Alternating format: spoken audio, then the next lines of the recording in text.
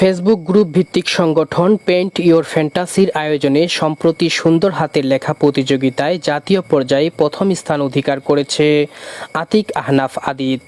সে পঞ্চগড়ের বোদা সরকারি pilot model school and কলেজের নবম শ্রেণীর ছাত্র। আদিতের বাবা গোলাম মোস্তফা বালাভির উচ্চ বিদ্যালয়ের প্রধান শিক্ষক। জানা যায়, অনলাইনে এই সুন্দর হাতের লেখা প্রতিযোগিতায় 11,000 শিক্ষার্থী অংশ নেয়। এর আগে আদিত উপজেলা, জেলা ও বিভাগীয় প্রতিযোগিতায় প্রথম স্থান অধিকার করে।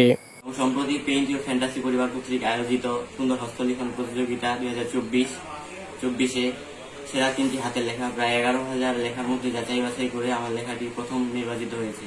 আমি বড় হয়ে একজন বিশেষ ক্যাডার হতে চাই এবং সাধারণ মানুষের সেবা করতে চাই।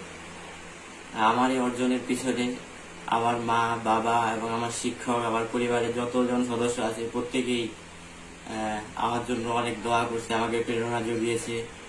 জাতীয় পর্যায়ে প্রথম হওয়ায় খুশি আদিতের বাবা। আমার ছেলে মোহাম্মদ আতিক আহনাফ আদিত বোদা পাইলট উচ্চ বিদ্যালয়ে লেখাপড়া করে, নবম শ্রেণীতে।